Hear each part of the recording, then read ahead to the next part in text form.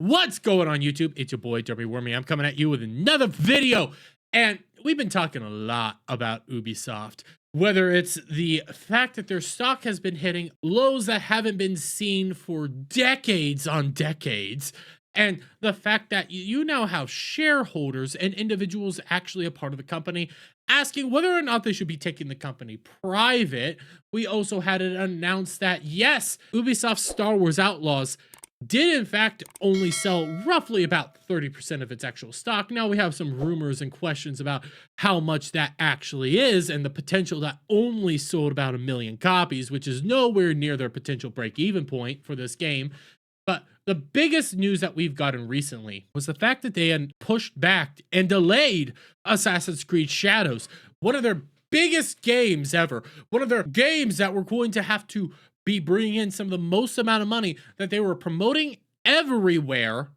They put it on delay, and they delayed it till February, and more specifically, they delayed it till Valentine's Day instead of its initial release in November. Now, there's been a lot of questions about what's going on here and what might be happening.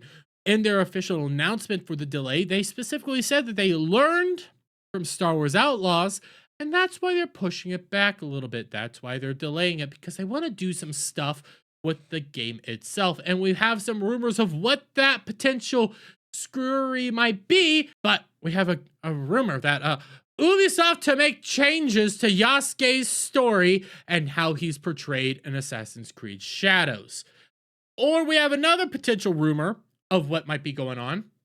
Assassin's Creed Shadows was delayed because game is buggy. Now, out of these two rumors, I lean more heavily on the fact that the game is buggy, especially when I consider what they said, that Star Wars Outlaws was a learning ground for Assassin's Creed. And the big announcement about Star Wars Outlaws when it first came out was that it was buggy, it was janky, and for players on PS5, if you got the initial package that you were allowed to actually play early, you could only get to a certain point, and then you had to entirely start over because the game was so broken. So I lean more heavily on this, but there is a potential rumor that I give no real credit to and no real belief in, that they might be changing up Yasuke. So let's see this, okay? According to Tom Henderson of Inside Gaming, the polishing of the game includes changing some of Yasuke's story and how he's portrayed in the game, fixing architectural details, and ensuring that the game is historically grounded while fitting into the Assassin's Creed universe. Henderson also added that the game is currently not on the stage it needs to be for release, and I'm told that there have been some tweaks for some gameplay mechanics and elements that are going to take time to incorporate.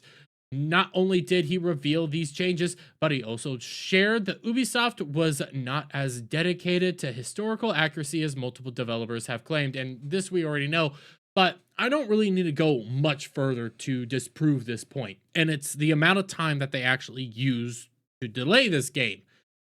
They added on roughly 3 to 4 months to this game, and you cannot do any sort of changes like this in that 3 to 4 months. Now, you might have a chance to do changes like this if you are more of an indie developer, maybe a AA studio, maybe. That's a big maybe. But we're talking about Ubisoft here, which is a AAA studio bordering on quadruple A studios, where they're even talking about potentially putting out quadruple A games and games that cost that much with that amount of people on it. We're not talking about some rinky-dink studio here that could just, at a snap of its fingers, change stuff around. You have massive overhead, massive moving parts, and to do something like this would take a year at the least to maybe change something here or there. So you got that aspect. But the biggest thing is the timeline itself. Yasuke being such an important part to this, having the game built around both Yasuke and the female main character, whose name is escaping me right now, and I don't really care to go look up. They are the two big parts to this game. The game was built around these two characters and interchanging between these two characters. Any diminishment to Yasuke. That's adding on more than just a year. That's adding on roughly 2 years, potentially 3 years to get this game to actually produce the way it needs to produce and to get it to work, because now you're talking about changing coding, changing story, changing aspects. You're talking about a lot of manpower going into this game that is likely not actually going to happen. And the fact that, again, Yasuke being this pivotal character that they're even centering a lot of the marketing around, give more credence to the idea that the game's filled with bugs and they're trying to at least make it less buggy than them actually changing any aspects to the story or any aspects to Yasuke at all, especially when we're getting reports like this.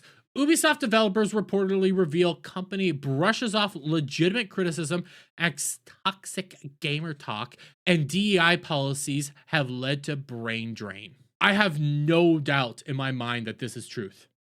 I have no doubt that this is how they actually think, because we've seen it. We've seen it time and time again. We've seen the CEO of Ubisoft come out and basically lambaste gamers and say it's all gamers' fault and gamers need to just suck it up. You've seen how Ubisoft has treated its customers. You've seen how people have treated individuals over there.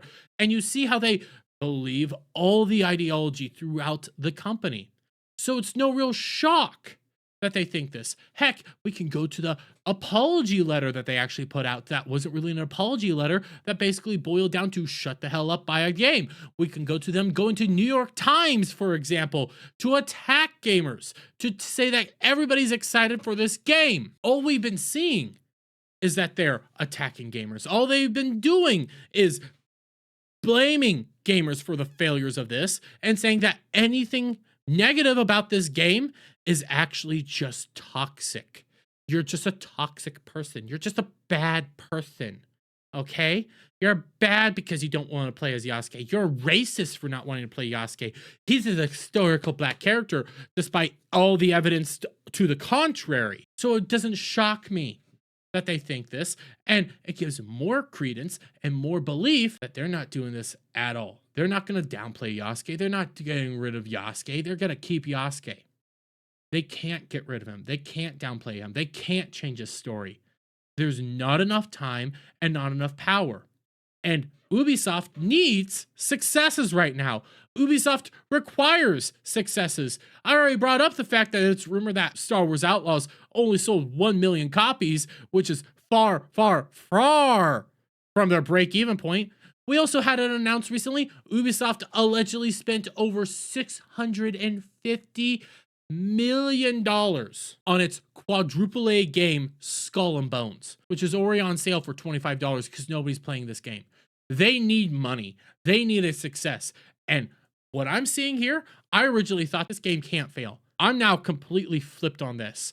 I think Ubisoft is looking at a massive dud and a massive failure, and they're doing everything they can to try to cover the fact that they're about to lose even more money. Gamers sniff this crap out like a frickin' basset hound, and you can't hide the truth.